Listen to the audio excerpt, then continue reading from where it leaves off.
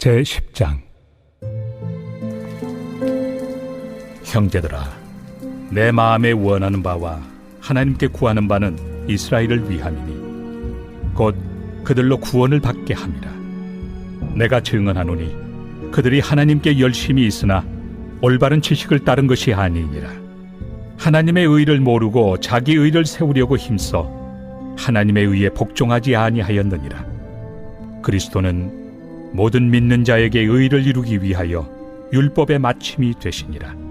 모세가 기록하되 율법으로 말미암는 의를 행하는 사람은 그 의로 살리라 하였거니와 믿음으로 말미암는 의는 이같이 말하되 내 마음에 누가 하늘에 올라가겠느냐 하지 말라 하니 올라가겠느냐 함은 그리스도를 모셔 내리려는 것이요, 혹은 누가 무저갱에 내려가겠느냐 하지 말라 하니 내려가겠느냐 함은 그리스도를 죽은 자 가운데서 모셔 올리려는 것이라.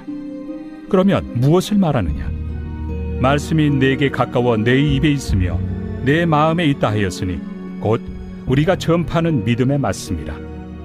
내가 만일 내 입으로 예수를 주로 시인하며 또 하나님께서 그를 죽은 자 가운데서 살리신 것을 내 마음에 믿으면 구원을 받으리라.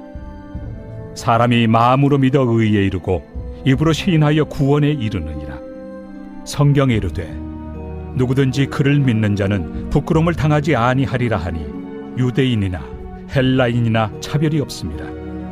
한 분이신 주께서 모든 사람의 주가 되사 그를 부르는 모든 사람에게 부요하시도다. 누구든지 주의 이름을 부르는 자는 구원을 받으리라.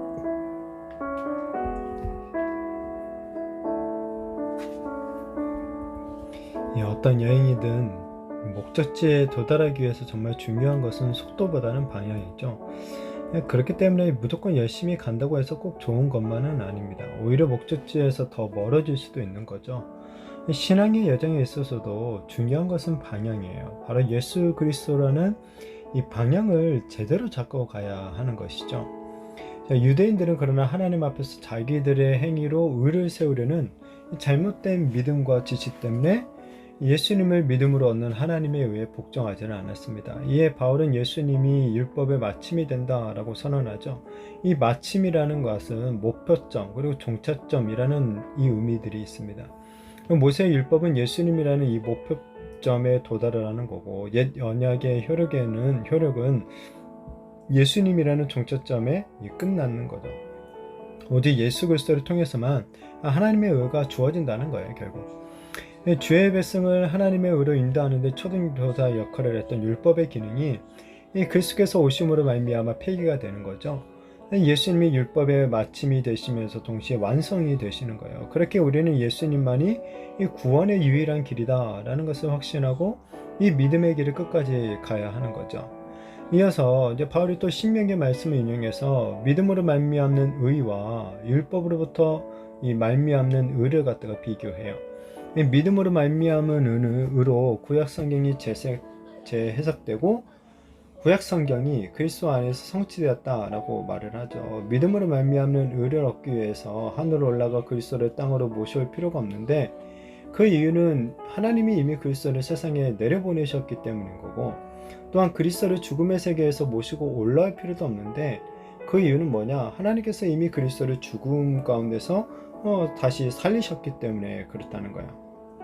바울은 하나님께서 요구하시는 것은 우리 인간의 어떤 능력을 넘어서는 그런 행위가 아니라 오직 그리스도의 복음을 믿는 것임을 지금 말해주고 있는 거죠.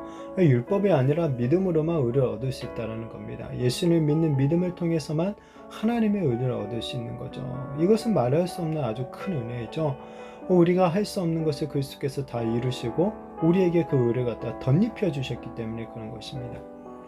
자, 말씀을 통해 살아계신 예수님을 믿는 믿음이 우리 기독교의 신앙이에요. 입으로 예수님을 주로 시인하고 하나님이 예수님을 죽은 자 가운데서 다시 살리신 것을 마음으로 믿으면 이 구원을 받게 됩니다.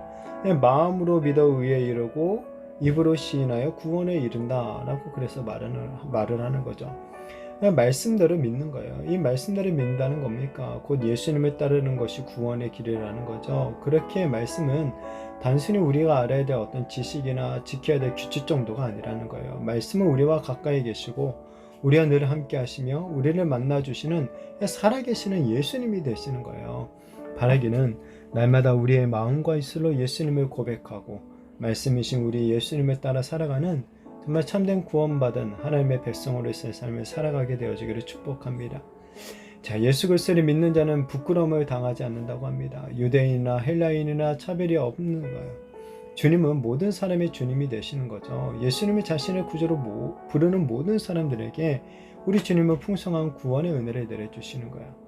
회개라는 게 뭡니까? 이 복음을 믿고 자기 의를 추구하던 길에서 돌이켜서 하나님의 의가 되시는 이 예수 그리스도께 나아가는 거죠. 이전에 섬기며 살던 다른 이름들을 다 버려버리고 오직 예수님의 이름만을 부르면서 살아가는 것이죠.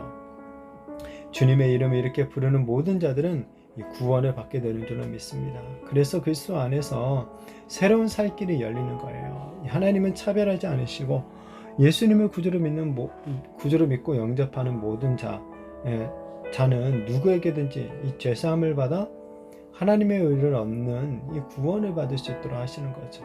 어느 누구에게도 차별이 없기 때문에 이 복음은 또한 세상 모든 사람들에게 마땅히 전해져야 되는 거예요. 그리고 이를 위해 하나님께서 저와 여러분들을 먼저 부르신 것이죠. 성경이 말하고 있는 구원의 길은 오직 예수님입니다. 날마다 이 예수님의 말씀을 들으시기를 바랍니다. 날마다 예수님의 이름을 더욱더 부르시기를 바랍니다. 그러면 이 살아계신 우리 주님께서 우리를 만나 주실 것입니다. 다른 길을 찾지 마시고 유일한 길이신 이 예수님만을 더욱더 바라보면서 또한 이 생명의 복음을 전파하며 살아가는 저와 우리 모든 성도인들이 되시기를 예수님의 이름으로 축복합니다.